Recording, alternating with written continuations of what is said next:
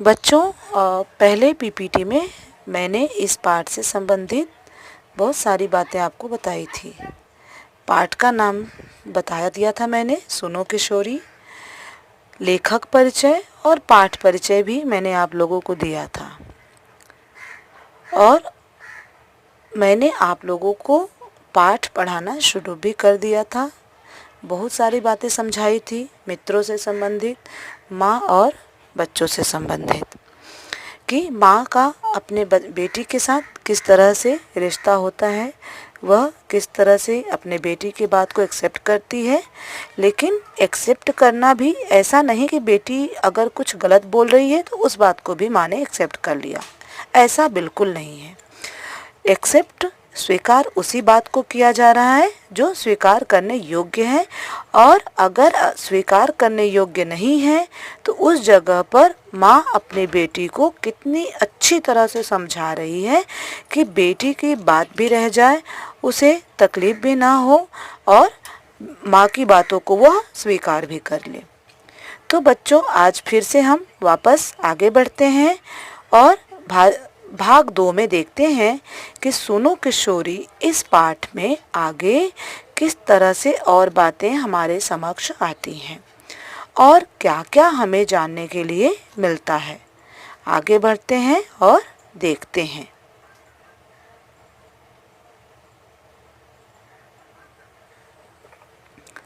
पढ़ती हूँ मैं पहले। परंपरा और रूढ़ि का अर्थ समझती हो ना तुम? नहीं तो इस अंतर को समझने के लिए अपने सांस्कृतिक आधार से संबंधित साहित्य अपने कॉलेज पुस्तकालय से खोज कर लाना, उसे जरूर पढ़ना। यह आधार एक भारतीय लड़की के नाते तुम्हारे व्यक्तित्व का अटूट हिस्सा है। इसलिए बच्चों, जैसा कि मैंने पहले भी बताया कि इस पाठ में दो माँ और बेटी के बीच में बातें हो रही हैं, वह भी एक पत्र के माध्यम से। पत्र में माँ अपनी बेटी को समझा रही है और उसके पत्र को पढ़ रही है। अभी यहाँ पर बात आती है परंपरा और रूढ़ि। माँ बोल रही कि इन दोनों शब्दों का अर्थ तुम समझती हो, प्रश्न पूछती है उससे। तो फिर उसके बाद माँ स्वयं, अब उसका मन बोलता है कि नहीं, अर्थात माँ को ऐसा लग रहा है कि उसकी बेटी जो है वह परंपरा और रूढ़ि का अर्थ नहीं समझ पा रही है। यह परंपरा और रूढ़ि क्या होती है, आप लोग समझते हैं क्या? क्या अर्थ होता है इसका? समझ रहे हैं तो ठीक है, अगर नहीं समझ में आ रहा है तो आगे मैं स्पष्ट करूंगी, आप लोगों को भी समझ में आ जाएगा। तो यहाँ पर सबसे पहले माँ बोलती है कि अगर तुम्हें समझ में नहीं आता है तो अपने सांस्कृतिक आधार वाले पुस्तकालय में जाइए, पुस्तकालय अर्थात लाइब्रेरी, और बोलते कि वहाँ जाकर ये ऐसी पुस्तक ढूंढो जहाँ पर इनका अर्थ तुम्हें समझ में आ सके, जिसका अर्थ तुम समझ सको। और इन सभी बातों को समझना और पढ़ना एक भारतीय लड़की के लिए उसका आधार होता है, मतलब एक शिलाधार होता है, एक ज़रूरी धारा होती है। और यह भी बोल रही है कि यह जानना तुम्हारे व्यक्तित्व का एक अटूट हिस्सा भी है, इसलिए तुम्हें जानना बहुत ही आवश्यक है।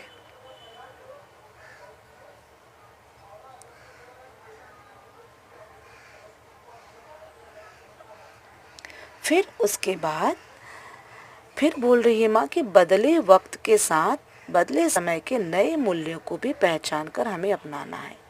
अर्थात बच्चों, हम ये देख रहे हैं कि दिन पर दिन किस तरह से समय बदलता जा रहा है, तो हमें वही नहीं रुकना है, हमें भी समय के साथ आगे बढ़ना है, अपने विचारों को परिवर्तन में लाना है, अपनी सोच बदलनी है।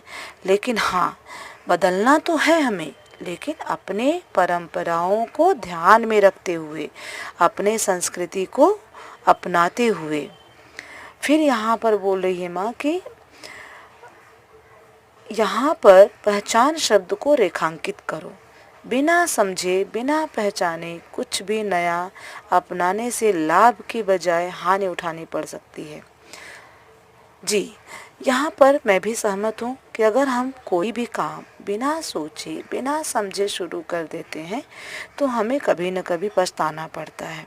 इसलिए बच्चों, अपने जीवन में हमेशा यह याद रखना कि अगर आप कोई भी कार्य शुरू कर रहे हैं, तो उसका पूरी तरह से विचार कर लीजिए, अपने बड़ों से उसकी राय ले लीजिए। तो यही ठीक शब्द माँ भी अपनी बेटी को बोले कि पहचान, बोलती है इस शब्द को रेखांकित कर ले। रेखांकित करना मतलब अपने मन में बिठा लो कि बिना पहचान के, अगर आप जिस चीज़ के बारे में नहीं जानते हो, उसको नहीं पहचानते हो, तो पहले उसको समझो, उसको जानो, फिर उस चीज़ पर अपना आगे मार्गदर्शन के लिए आगे बढ़ो। तो अगर आप ऐसा करते हैं, बिना सोचे समझे किसी रास्ते पे चल पड़ते हैं, तो शायद हमें पछताना पड़ सकता है, नुकसान उठाना पड़ सकता है।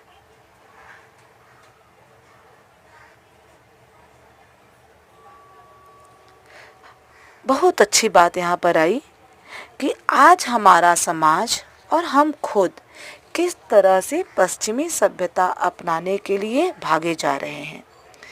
और इस दौर में पश्चिमी सभ्यता अर्थात विदेशी रहन सहन हमें बहुत अच्छा लगने लगा है। और अगर हमें अपने संस्कृति को मानने वाला अगर कभी दिखाई पड़ता है, तो वो हम कभी कभी उसका मजाक उड़ा देते हैं। लेकिन बच्चों, यह बहुत गलत है। जैसा कि मैं बार बार आप लोगों को बोल रही हूँ कि हमें हर चीज़ को अपनाना है, उसको स्वीकार करना है, पर इसका मतलब यह नहीं है कि आप अपनी संस्कृति को, अपनी सभ्यता को भूल जाइए। नहीं, मैंने उदाहरण भी दिया था पतंग का कि हमें मांझे से लगे रहना है, तभी हम आगे बढ़ सकते हैं। उदाहरण दिया था पेड़ का कि जब तक हम ज़मीन से जुड़े हैं, तभी हम हरे भरे रह सकते हैं। तो इसलिए हमें अपने जीवन में भी यह सारी बातों को बहुत अच्छी तरह से ध्यान में रखना है। आगे यहाँ पर बात हो रही है कि हमारे बहुत से पुराने मूल्य अब इतने टूट फूट गए हैं कि उन्हें भी जैसे तैसे जोड़कर खड़ा करने का मतलब होगा अपने आधार को कमज़ोर करना, या यूं भी कह सकते हैं कि अपनी अच्छी परंपराओं को रूढ़ि में ढालना। थोड़ा सा यहाँ स्पष्ट करती हूँ परंपरा और रूढ़ि को। जैसे कि आप लोग हमेशा ये सुनते आए हैं कि काली बिल्ली रास्ता काट दी, अब हमें आगे नहीं जाना चाहिए। यह हमारी पहले तो परंपरा, फिर ये एक तरह से रूढ़ ही बन गई। लोग इसको मानने लगे, इसको समझने लगे और उसको अपनाने लगे। लेकिन बेटा, अगर मैं आप लोगों से पूछूं कि अगर आपको अपनी परीक्षा देने जाना है और अचानक ऐसा होता है कि बिल्ली ने रास्ता काट लिया, आप उस समय पर क्या करेंगे? आप रुक जाएंगे, अपनी परीक्षा देने नहीं जाएंगे? नहीं, हम नहीं रुकते, हम अपने रास्ते पर आगे निकल जाते हैं। तो बेटा, परंपरा और रूढ़ि का यही अर्थ है। परंपरा हमेशा हमें आगे बढ़ने की इजाज़त देती है, वह परिवर्तनशील होती है, और रूढ़ियाँ जो हैं वह हमारे रास्ते को रोकती हैं। तो बच्चों, हमें रूढ़ियों में नहीं ढलना है, हमें अपनी परंपरा को अपनाते हुए ज़िंदगी में, अपने जीवन में हमेशा आगे बढ़ते रहना है।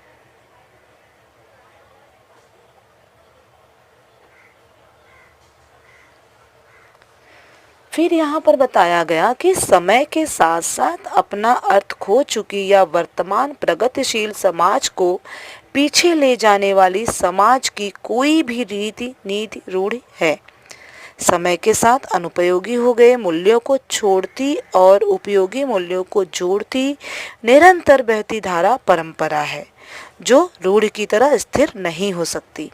मैंने पहले ही बात किया आप लोगों से कि रूढ़ि हमें हमारे रास्ते को रोकती है, और परंपरा परिवर्तित होते हुए, हमें बदलते हुए सदैव आगे बढ़ने के लिए प्रेरित करती है।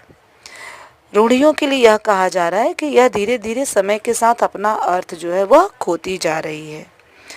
रीति नीति अपनाना अच्छी बात है, लेकिन उसको अपने मन पर हावी बना लेना, हावी कर लेना, ऐसा सोच लेना नहीं मुझे बदलना ही नहीं है, यह सही नहीं है।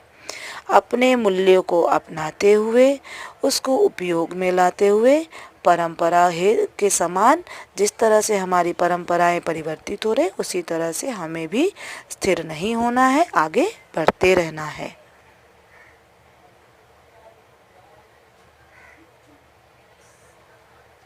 अब यहाँ पर दिया गया है कि यही अंतर है दोनों में, जैसे कि मैंने पहले बताया आप लोगों को कि रूढ़ि और परंपरा किस बात की ओर संकेत करती हैं।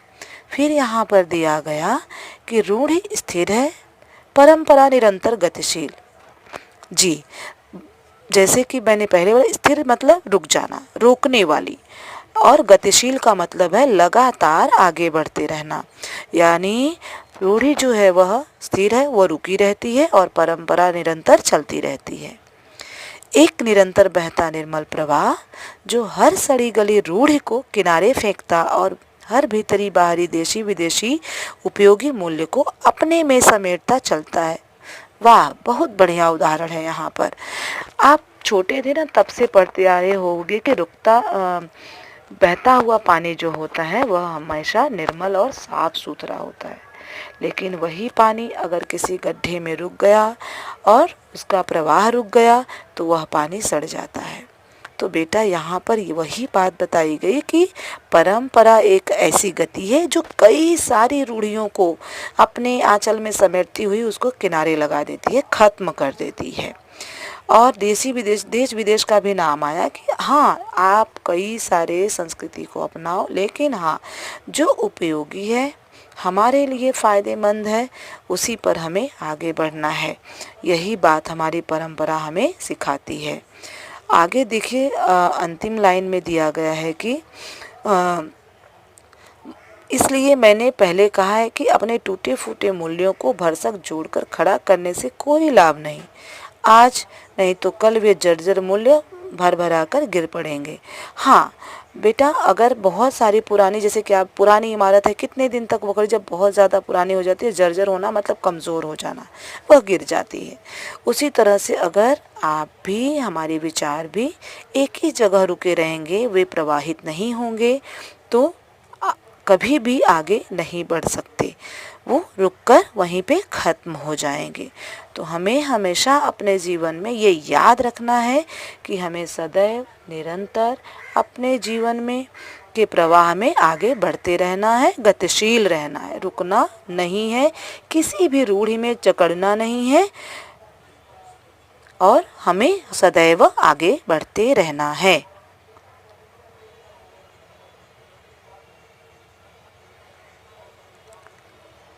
आगे अभी है यहाँ पर दिया हुआ कि इसी तरह पश्चिमी मूल्य भी जो हमारी धरती के अनुकूल नहीं है, ज्यों के त्यों यहाँ नहीं उगाए जा सकते, उगाएंगे तो वे पौधे फलीभूत नहीं होंगे, होंगे तो जल्दी झड़ जाएंगे, वे फल हमारे किसी काम के नहीं होंगे। जी, आपको समझ में आया कि यहाँ पर क्या बताया जा रहा है? पश्चिमी मूल्य जो हमारी धरती के अनुकूल नहीं है, अर्थात जो पश्चिमी सभ्यता है वह हमारी धरती के मिट्टी में कभी भी उर्वरित नहीं हो सकती, उपयोगी नहीं हो सकती। उसी तरह से, जिस तरह से अगर किसी बीज को उसके सही जगह पर नहीं डाला जाए, सही मिट्टी में उसको ना डाला जाए, तो उसकी जो पैदावार है वो सही नहीं होगी। अगर उग भी जाता है वह बीज, तो वह विकास अन्य पेड़ पौधों के जैसे नहीं कर पाएगा। इसलिए लेखिका यहाँ पर यही बताना चाह रही हैं कि हमें अपनी संस्कृति में, अपनी मिट्टी में, अपने पौधों को उगाना है, ना कि पश्चिमी यानी विदेशी। और समझा भी रही हैं, जैसे कि मैंने बोला कि अगर पौधा उग भी गया तो फलीभूत नहीं होगा, झड़ जाएगा, यानी उसका जो जीवन चक्र है वह बहुत दिनों तक नहीं चल पाएगा, वह खत्म हो जाएगा, और उसके फल भी हमारे किसी काम में नहीं आएंगे, मतलब अनुपयोगी होंगे, फलित नहीं होंगे। इसलिए हमेशा हमें अपनी भाषा का, अपनी संस्कृति का सदैव सम्मान करना ही है।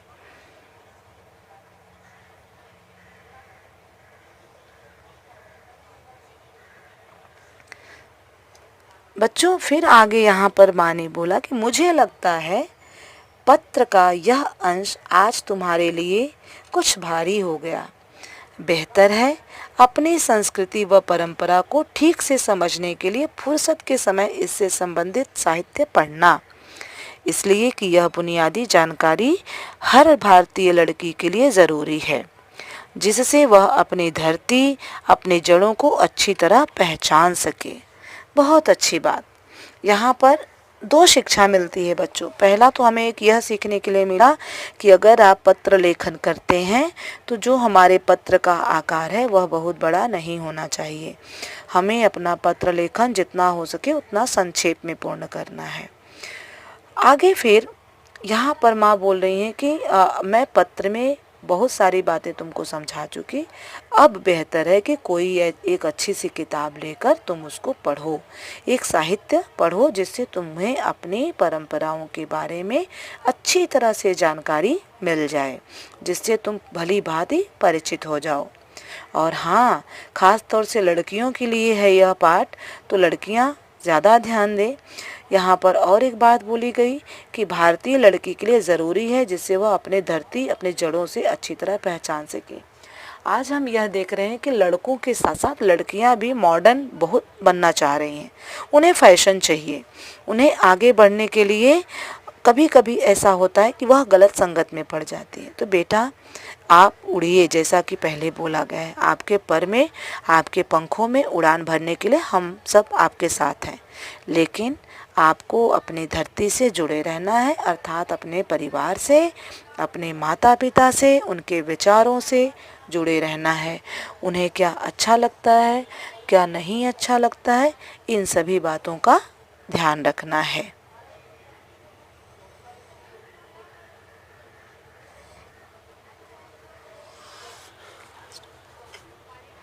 आगे फिर यहाँ पर एक नई बातें शुरू हो रही हैं कि एक सहेली का नाम आया, यानी कि उस लड़की की सहेली का, जिसका नाम है रचना, उसको उदाहरण के रूप में यहाँ लिया गया है। यहाँ तुम्हारी सहेली रचना के संदर्भ में यह प्रसंग इसलिए कि वह इस सीमा रेखा को नहीं समझ पा रही। एक रचना का ही संघर्ष नहीं है, यह पूरी पीढ़ी का संघर्ष है। नई पीढ़ी पुराने मूल्यों को तो काट फेंकना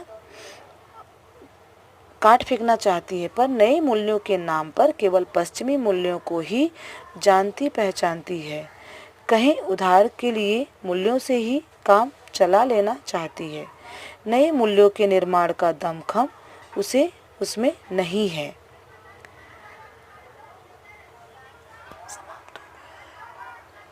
तो बच्चों, यहाँ पर हम यह देखते हैं कि उसकी सहेली के बारे में, मतलब उनकी बेटी जैसी ही उसकी एक सहेली है, वह भी उसकी तरह ही अनभिज्ञ है।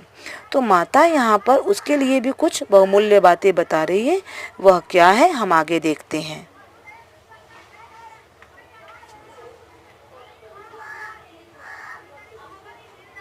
सुनो, नए मूल्यों का निर्माण करना है तो नए ज्ञान विज्ञान को पहले अपनी धरती पर टिकाना होगा। अपनी सामर्थ्य और अपनी सीमाओं में से उसकी पगडंडी काटनी होगी। यह पगडंडी काटने का साहस ही पहले ज़रूरी है। नई चौड़ी राह उसी में खुलती दिखाई देगी। जी, यहाँ पर बोला गया कि नए मूल्यों का निर्माण करना होगा, ज्ञान विज्ञान को अपनी धरती पर टिकाना होगा, अर्थात अपने नॉलेज को और विज्ञान का, दोनों का मदद हमें लेना पड़ेगा। अपने सामर्थ्य यानी हमारी शक्ति को, सीमाओं की पगडंडी काटनी होगी। अर्थात कभी कभी ऐसा होता है, नहीं बस यहीं तक करना चाहिए, नहीं, हमें अपने सीमा से परे कुछ कर सकेंगे हम तो ही हम आगे बढ़ पाएंगे। सबसे पहले ज़रूरी है कि हमें अपने राह को प्रशस्त करना है, उसको एकदम स्वतंत्र बनाना है, तो हम जो चाहेंगे वह कर पाएंगे।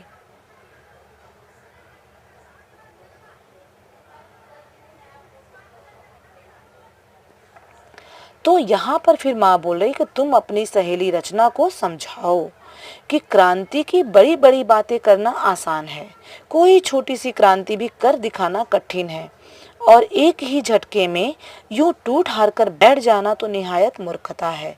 फिर अभी तो वह प्रथम वर्ष के पूर्वार्ध में ही है, अभी से उसे ऐसा कोई कदम नहीं उठाना चाहिए। ज़रूरी हो तो सोच समझ कर वे अपनी दोस्ती को आगे बढ़ा सकते हैं। तो यहाँ पर बताया गया, वो अपनी बेटी को माँ बोल रही है कि तुम अपनी सहेली रचना को समझाओ कि क्रांति के लिए बड़ी बड़ी बातें करना आसान है, लेकिन क्रांति को अपनाना, एक छोटा सा भी बदलाव करके दिखाना बहुत ही कठिन है। अभी रचना की क्या क्रांति है वो हम आगे देखेंगे। आपके मन में चल रहा होगा कि मिस ने अचानक यह क्या शुरू कर दिया, तो वह आगे और अभी इसकी कहानी है जो कि आप पढ़ेंगे। और ऐसा बोल रही है माँ कि उसको अब कुछ एक नया कदम उठाना चाहिए और अपने दोस्ती का ध्यान रखते हुए तुम लोग आगे बढ़ सको, इस सोच को भी कायम रखना ही है।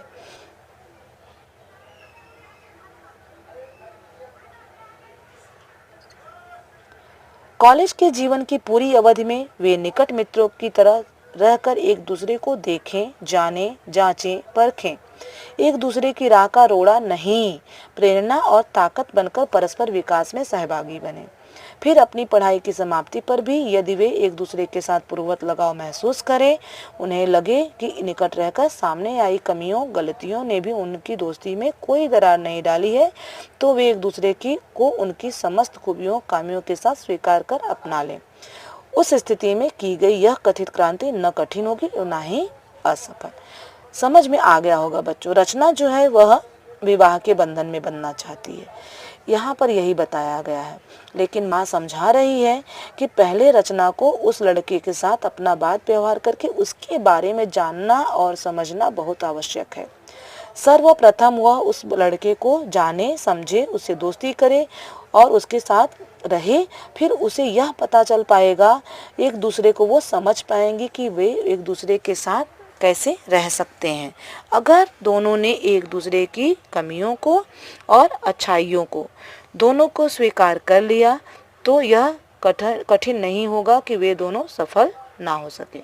वे दोनों अवश्य सफल होंगे अगर वे अपने आप को दोनों एक दूसरे के साथ अपने आप को ढाल लेते हैं, संभाल लेते हैं। तो